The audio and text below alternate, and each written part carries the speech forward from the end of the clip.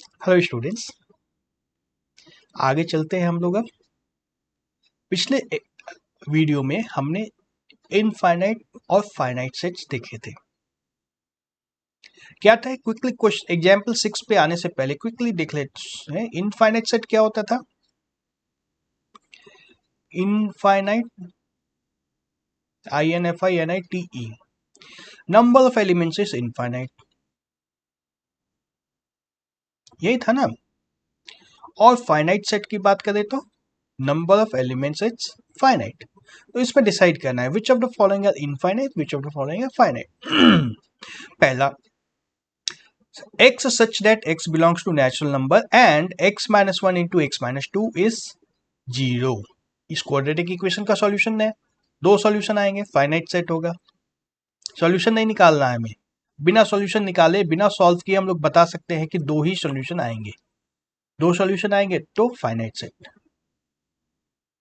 दूसरा, x belongs to n and x square minus i is equal to 4, यह भी finite set हो जाएगा। इसके भी दो ही सॉल्यूशन आने वाले हैं।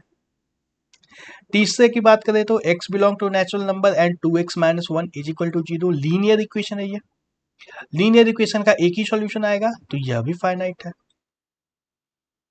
चौथा देखो, x belongs to natural number and x is prime. कितने प्राइम नंबर होते हैं? लार्जेस्ट प्राइम नंबर कौन सा है? इनफाइनाइट है। प्राइम नंबर आते जाते हैं, कभी खत्म नहीं होते। This is an infinite set. और लास्ट वाला x is odd, odd numbers कितने? यह भी इनफाइनाइट है। अब यहाँ पे एक चीज देख लो, हमने बोल दिया कि प्राइम नंबर्स भी इनफाइनाइट है, ऑड नंबर्स भी इनफाइनाइट है ना। एक बार चलो कुछ एलिमेंट्स लिस्ट करने की कोशिश करते हैं, प्राइम नंबर्स की और ऑड नंबर्स की।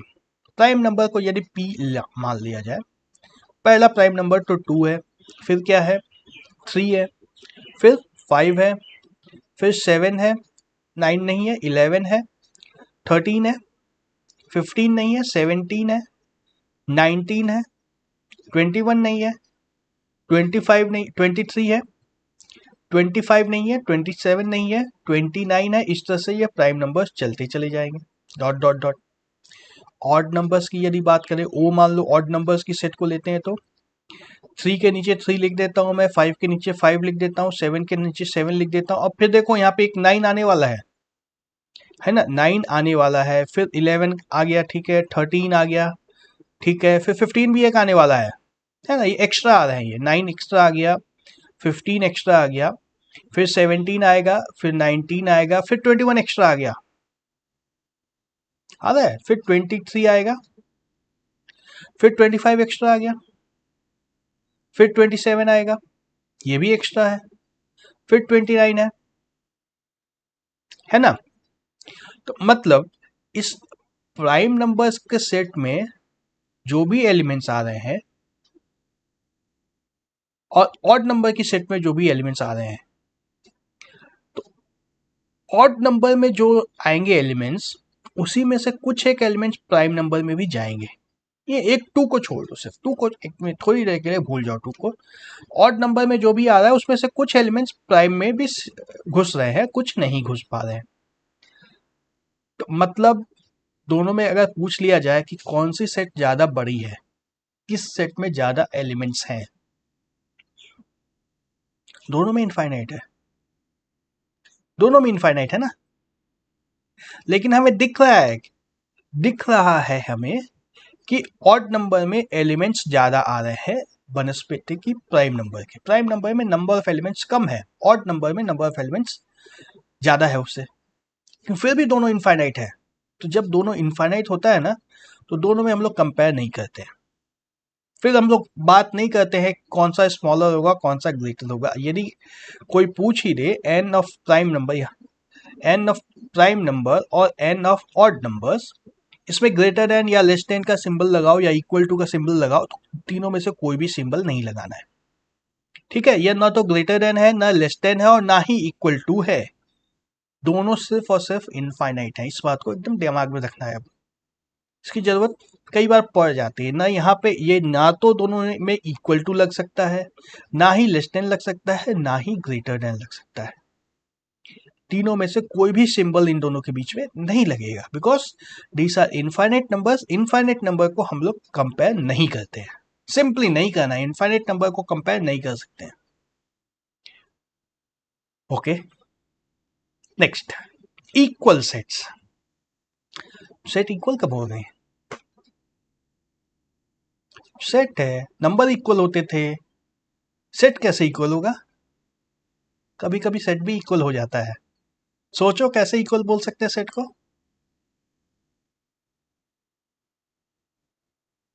देखो, given two sets A and B, if every element of A is also every element of B, and if every element of B is also an element of A, then the sets A and B are said to be equal.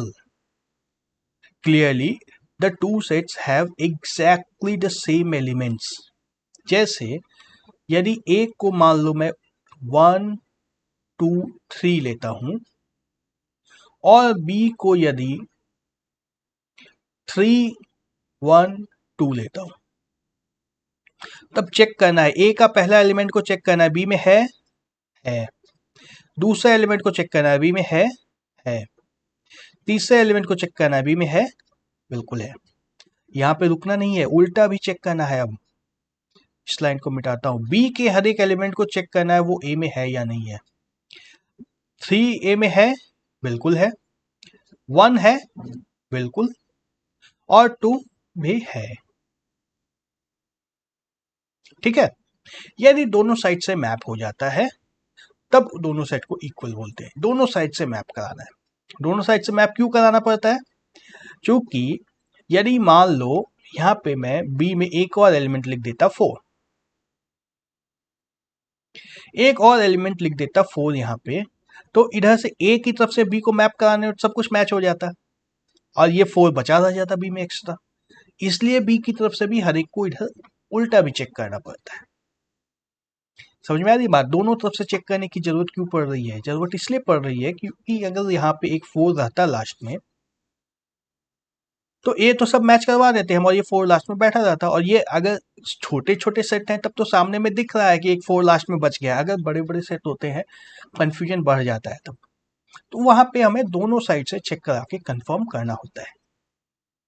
तो equal set की definition देख लेते हैं। Two sets A and set B are said to B equal if they have exactly the same number of elements and we write number नहीं sorry exactly the same elements. दोनों side से check करा के match करा देना, exact same होना चाहिए। We write A is equal to B, A is equal to B. अब ये देखो दो नंबर नहीं है, दो सेट्स है और सेट्स को भी हम लोग 11 इक्वल बोलने लग गए। 10th क्लास तक इक्वल टू सिर्फ नंबर्स के लिए होता था, यहाँ पे अब मैथ्स में भी इक्वल टू का मतलब सेट को भी इक्वल कर रहे हैं हम लोग। अदरवाइज दोनों में अगर एक भी मिसमैच हो रहा है, जैसे कि ए और बी अभी लिखा हुआ है, these sets are said to be unequal and we write A is not equal to B, equal to not equal to। बड़ा ही सिंपल कहानी है। एग्जाम्पल कुछ देखते हैं। Let A is equal to 1 2 3 4, B is equal to 3 1 4 2, then A is equal to B। Of course सब match हो रहा है, 1 दोनों में है, 2 दोनों में है, 3 दोनों में है, 4 भी दोनों में है, और B से भी चेक कर लो, दोनों में सब कुछ आ रहा है। A is equal to B। दूसरा देखो, let A be a set of prime numbers less than 6 and P the set of prime factors of 30।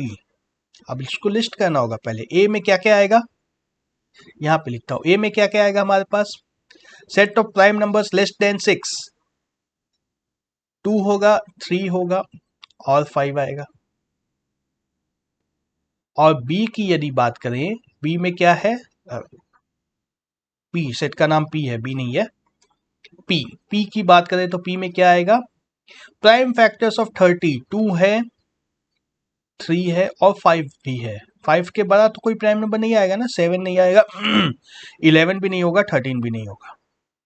Match हो रहा है ना दोनों में, 2 3 और 5, दोनों साइड 2 3 और 5 आ रहा है। Then A is equal, A and P are equal, A is equal to P लिखो या A and P are equal लिखो। ठीक है। Note, set does not change if one or more elements are repeated.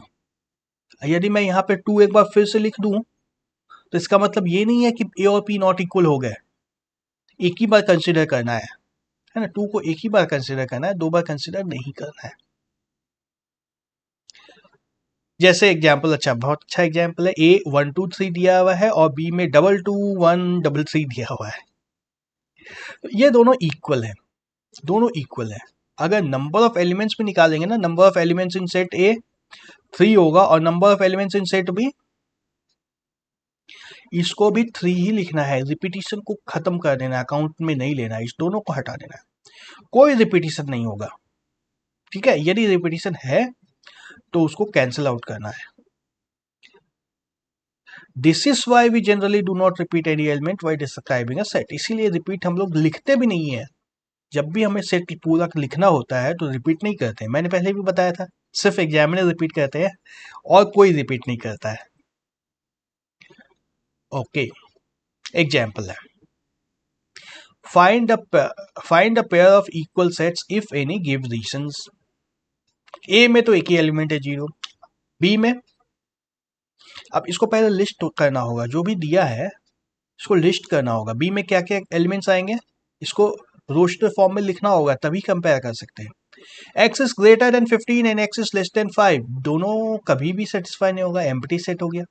आ गया, empty set आ रहा है। तीसरा देखो, x minus 5 is equal to 0, इसको सॉल्व करेंगे तो c में क्या आएगा, एक नंबर आएगा 5।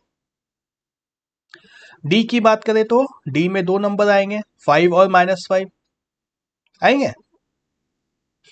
और e की बात करें, positive root of the equation x square minus 2x plus minus 15 is equal to 0। क्या है ये equation, x minus 5 into x plus 3 is equal to 0। इसके रूट्स क्या होंगे, 5 और -3 होगा, तो हमें पॉजिटिव लेना है, 5 को सिर्फ लेना है।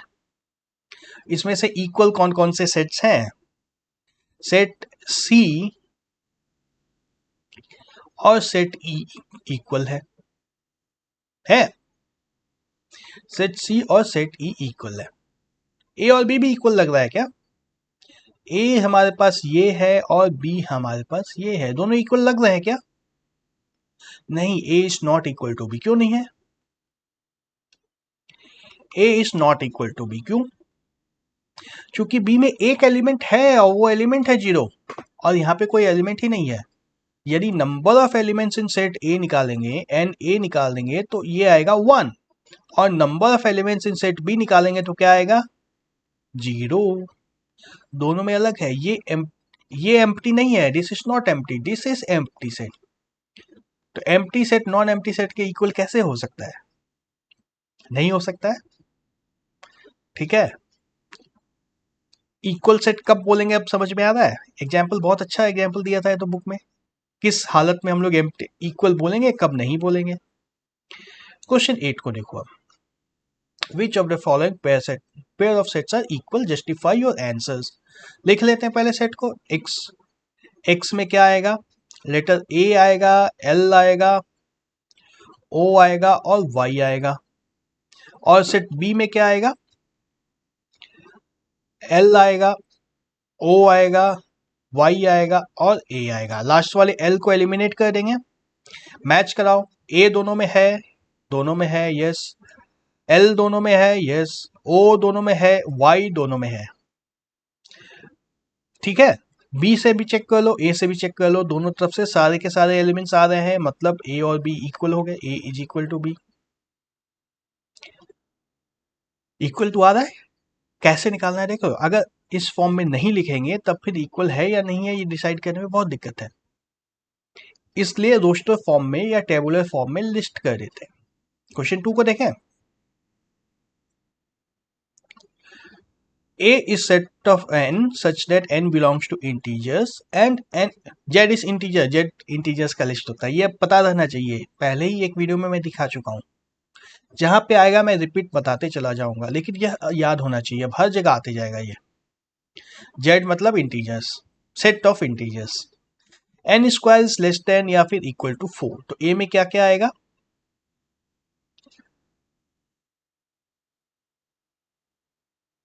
-2 आएगा, -1 आएगा, 0 आएगा 1 आएगा और 2 आएगा। देख रहे हो इंटीजर्स की कहाँ जरूरत थी, इंटीजर है इसलिए हमें -2 और -1 लेना है ना। नेचुरल नंबर होता तो सिर्फ 1 और 2 लेते, रैशनल नंबर रहता तो और बहुत कुछ ले सकते थे।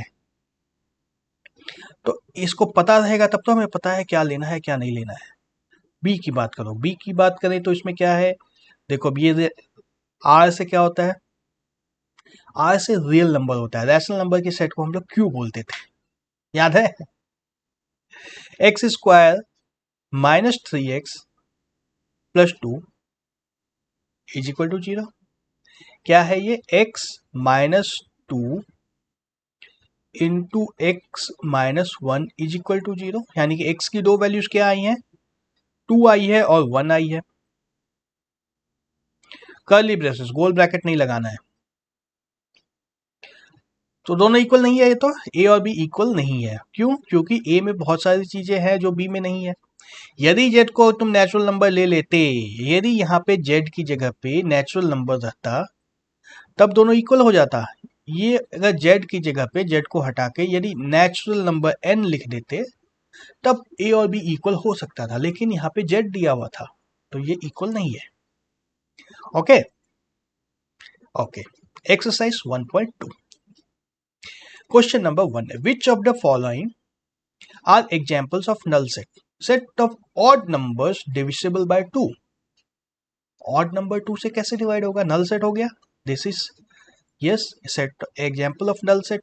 नल मतलब एम्प्टी, याद आ रहा है ना, नल सेट मतलब empty set. Set of even prime numbers, एक नंबर होता है जो इवन भी है और प्राइम है 2, तो this is not an empty set, no. 3 की बात करें तो x is a natural numbers and x is less than 5 and x is greater than 7, less than 5 और greater than 7 एक साथ तो कभी नहीं होगा, this is an empty set, yes। 4, y is a point common to any two parallel lines, दो parallel line में कौन सा कॉमन पॉइंट होता है, नहीं होता है ना। दो पैरेलल लाइंस यानी कि दो लाइन इस तरह से, एक ये लाइन है और एक ये पैरेलल, इसके कॉमन पॉइंट कौन सा है, कोई भी पॉइंट कॉमन नहीं है तो यह भी एम्प्टी सेट है। तो एक ही सेट नॉन एम्प्टी था, वो क्या था, set of even prime numbers. Question 2 पे आते हैं, which of the following sets are finite और इनफाइनाइट।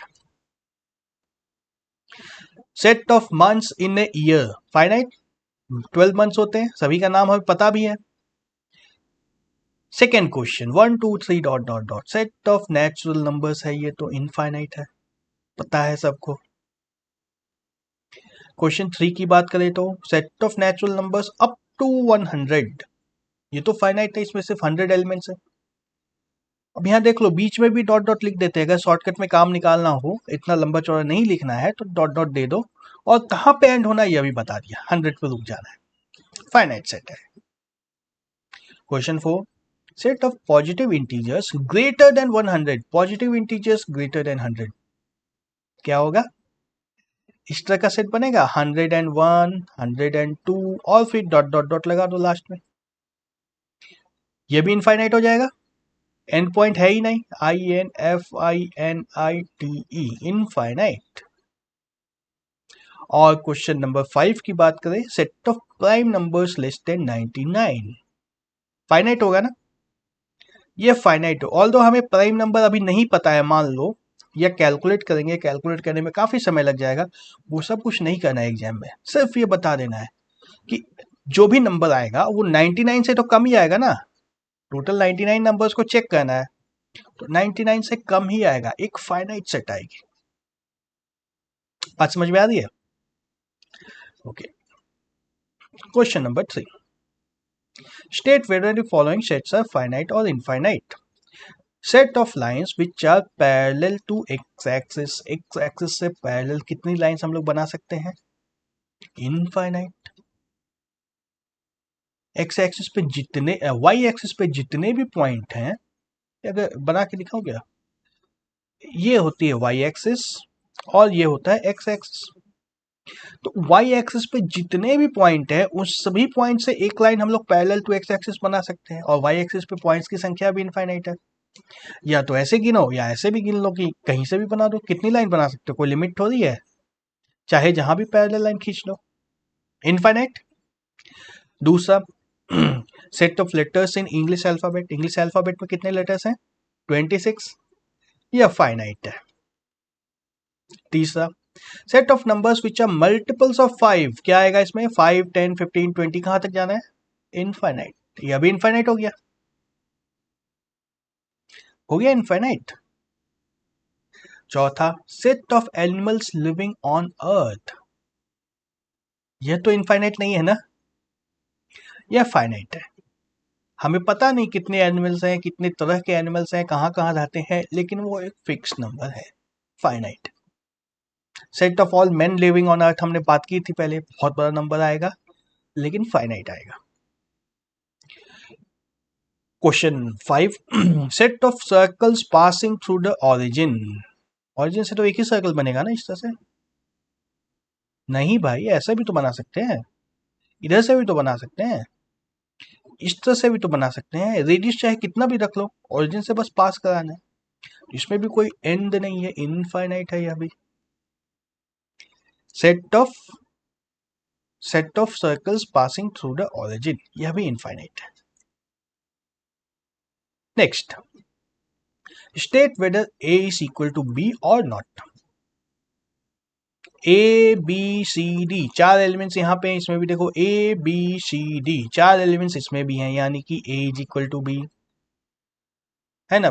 1 में क्या हुआ, A is equal to B.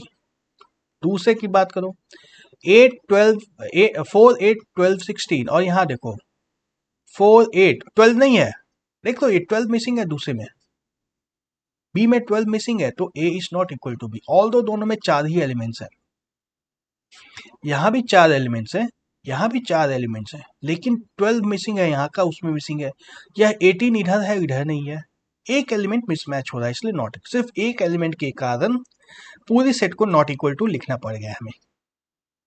तीसरा देखो 2 4 6 8 10, और बी देखो set of even positive integer and x is less than या इक्वल टू 10, क्या क्या आएगा 2 4 6 8 10 को लेना है, लेस देन या इक्वल टू भी है, इक्वल टू 10 है, 10 भी लेना है।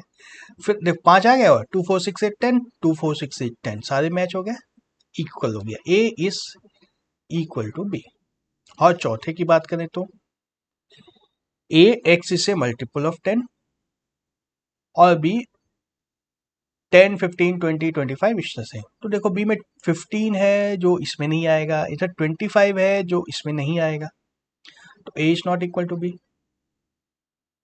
ओ 3 में इक्वल टू आया था ना, मैं नॉट इक्वल टू क्यों लिखा, ये इक्वल टू आया था ना, इक्वल टू,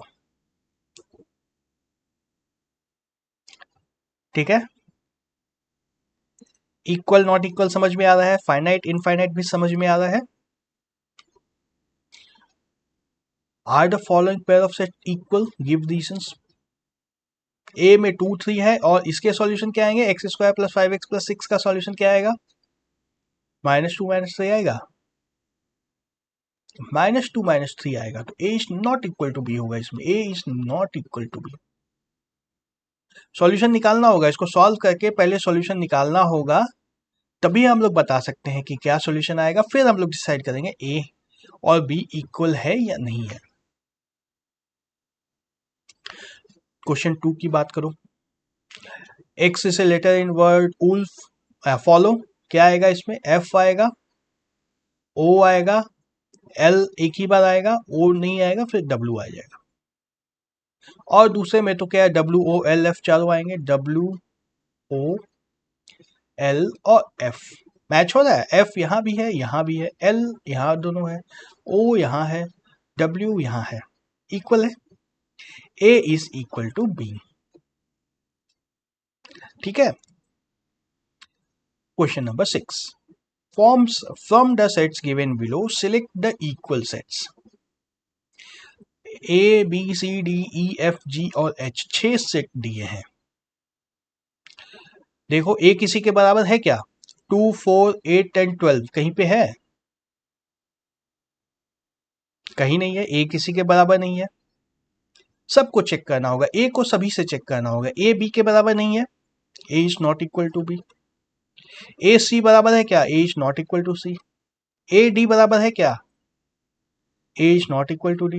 इस तरह से सबको करना होगा। A is not equal to E, A is not equal to F, A is not equal to G, और A is not equal to H. अब बी को लो, बी को ए से हम लोग ऑलरेडी कंपेयर कर चुके हैं, तो अब दोबारा कंपेयर करने की जरूरत नहीं है। बी को सी से कंपेयर करो, बी और सी इक्वल है, नहीं ऑफकोर्स नहीं है। बी और डी इक्वल है, देख लो, B is equal to D, एक निकला इक्वल। और फिर ई एफ जी एच से भी कम इक्वल नहीं होगा, B is not equal to E F G या एच। ठीक है, सी की बात करो, सी को हम लोग ऑलरेडी ए और बी से कंपेयर कर चुके हैं, ए और बी से ऑलरेडी कंपेयर कर चुके हैं, अब आगे सबसे कंपेयर करना है। तो सी किसी के भी इक्वल नहीं है, नहीं है ना, सी किसी के भी इक्वल नहीं है। डी को कंपेयर करना है, डी बी से इक्वल था, वो हम लोग पहले निकाल चुके हैं, यहाँ पे निकाल चुके हैं। आगे किसी से भी डी का इक्वल नहीं है। ई की बात करें तो ई इज इक्वल टू जी आएगा, एक ई इज इक्वल टू जी, है ना। ई एफ के बराबर भी नहीं होगा, जी के बराबर तो है ही, एच के बराबर भी नहीं होगा। एफ की बात करें तो एफ को हमें जी से कंपेयर करना है, एच से करना है, ये भी इक्वल नहीं है। और जी को एच से कंपेयर करना है, ये भी इक्वल नहीं है। जी ई के इक्वल था, ये दोनों इक्वल थे, तो हम लोग वो पहले ही चेक कर चुके हैं, E is equal to G. Next, subset नया टॉपिक है, चलो थोड़ा सा इंट्रोड्यूस कर देता हूं मैं, बाकी डिटेल अगली क्लास में हम लोग देखेंगे। देखो ये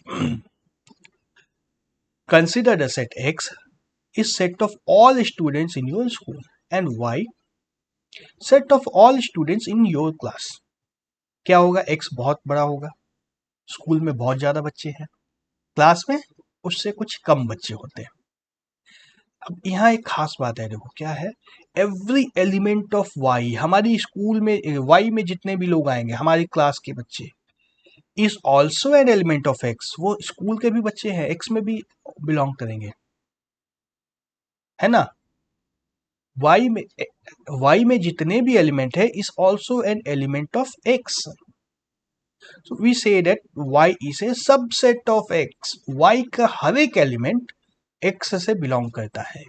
जैसे एक और एग्जांपल मैं पहले देता हूँ, दो नंबर्स x में, मान लो ये a है, चलो a में set of all natural number ले लेते हैं, 1 2 3 4 10 तक का लेते हैं, 5 6 7 8, चलो और जगह नहीं बची, 8 तक लेते हैं। और b को ले लो, b को क्या लिखें, 1 3 7 8, ये b है मान लो। तो देखो अब a का जो b का जो एलिमेंट है, सारा एलिमेंट a में बिलोंग करता है, ये 1 यहाँ पे है, 3 यहाँ पर है, 7 यहाँ पर है, और 8 यहाँ पे है। Every element of b is a element of a also, तो b is a subset of a, is subset of a। मतलब इसका मतलब ये है कि a के अंदर से कुछ एलिमेंट को चुन करके सेट b बना दिया गया, ऐसा बोल सकते हैं ना। a के अंदर से एक 1 को चुन लिया गया, 3 को चुन लिया गया, 7 को चुन लिया गया, और 8 को चुन लिया गया, और दूसरी सेट बना दी गई b। ऐसा ही किया गया है, मतलब किया नहीं गया लेकिन ऐसा कहा जा सकता है, समझने के लिए ऐसा भी कहा जा सकता है। तो हम लोग इस हालत में क्या बोलते हैं, b is a subset of a। The fact that y, अब देखो यहाँ हम लोग x और y की बात कर रहे थे same, y is a subset of a is represented by symbol y is subset of a। इस तरह से लिख देना है, y u को सुला देना है इधर, is a subset of a। ठीक है, जो बड़ी वाली सेट है उसके तरफ ये u खुला रहेगा, याद ऐसे ही रखना है, जो बड़ी वाली सेट है उसकी तरफ से u खुला रहेगा। और ये जो सिंबल है सोया हुआ u stands for is a subset of, और is contained in, y is contained in x, x के अंदर ही सब कुछ है। या a और b की बात करें तो क्या बोल सकते हैं, b is a subset of a, है ना। इसमें ऑर्डर बहुत इंपॉर्टेंट है। हम लोग हम लोग ए इसे सबसेट ऑफ बी नहीं बोल सकते हैं। देखो यहाँ पे जो ए इसे सबसेट ऑफ बी बोल देंगे तो ये गलत हो जाएगा, ये नहीं है। बी इसे सबसेट ऑफ ए, किसको पहले लिखना है किसको बाद में लिखना है, एकदम ध्यान रखना है। ये बात समझ में आ रही है? ये इक्वल टू नहीं है, A is equal to B लिखा, ए इज इक्वल टू बी लिखो या बी इज इक्वल टू ए लिखो, ये वो वाली बात नहीं है। ये बात है A is greater than B, तो इसमें बी इज ग्रेटर देन ए नहीं लिख सकते ना, ये ग्रेटर देन वाली कहानी है। ठीक है, तो B is a subset of A, या जो क्वेश्चन में दिया जो लिखा हुआ था y is a subset of x। Definition देख लो सबसेट का। Set A is said to be a subset of B if every element of A is also an element of B. A is a subset of B if wherever A belongs to A, कोई भी element A का ले लो, वो अगर set A में है तो वो सेट B में भी है। कोई भी एलिमेंट ले लो, यदि वो A में है तो वो B में भी है। तो जनरली हम लोग इस सिंबल का यूज करते हैं, इम्प्लाइज। पहले भी पता ही होगा, ये इक्वेशन सॉल्व करने में इम्प्लाइज लगाते थे। तो A is a subset of B, अगर ऐसा है तो इसका क्या मतलब है? If A belongs to A then A also belongs to B। यदि कोई भी चीज सेट A में बिलोंग कर रहा है तो सेम चीज सेट B में भी बिलोंग करेगा ही करेगा। जिसको पढ़ते कैसे हैं? A is a subset of B if A is an element of A implies that A is also an element of B। तो धीरे धीरे एक बार पढ़ना है, इसको समझ में आएगा। एग्जाम्पल्स में और दूंगा, फिर समझ में आएगा। और अगर सबसेट नहीं है तो उसको नॉट ए सबसेट लिख देना है। नॉट, जो सबसेट का सिंबल है उसको नॉट कर दो। जैसे 1 2 3 4, इस चारों को मान लो ए में ले लो और बी में दो एलिमेंट लेते हैं 1, 4। तो अब देखो 1 बिलोंग्स टू ए, नहीं 1 बिलोंग्स टू बी, बी इसे सबसेट ऑफ ए होगा यहाँ पे, है ना। बी इसे सबसेट ऑफ ए, बी छोटा है, सबसेट बी छोटा है, तो 1 बिलोंग्स टू बी यदि हो रहा है तो अंडरस्टूड है कि 1 बिलोंग्स टू ए भी होगा। यदि मैं लिखूं 4 बिलोंग्स टू बी तो अंडरस्टूड है कि 4 बिलोंग्स टू ए भी होगा। इसका उल्टा नहीं होगा। यदि मैं बोलूं 2 बिलोंग्स टू ए, इसका मतलब ये नहीं है कि 2 बिलोंग्स टू बी, नहीं, ये कोई जरूरी नहीं है, ये नहीं होगा। समझ में आ रही है बात? और बातें तब कंफ्यूजिंग हो जाती है जब, नहीं तब आसान हो जाती है। यदि मैं ऐसा कर दूं कि A is a subset of B और B is also a subset of A, ऐसा कैसे होगा? ऐसा कैसे होगा? देखो एक एग्जांपल देता हूं, देखो हो सकता है क्या। एक सेट में मान लो मैंने F O L और W, जो पिछले एग्जांपल में हमने देखा था, ये एग्जांपल, इसको रखा है, और दूसरा सेट रखा है W O L और F। ये हमारा A है, यह B है। A B का सबसेट है, F B में है, O B में है, L B में है, W B में है, तो A इसे सबसेट ऑफ B। B की तरफ से कंपेयर करो, W A में है, O A में है, L A में है, F A में है, तो B is also a subset of A। यदि ये दोनों बातें सही हो जाए then you say A is equal to B। ठीक है, तो इस बार देखो, अब इस सिंबल में दोनों तरफ एरो लगा दी गई है। मतलब क्या है?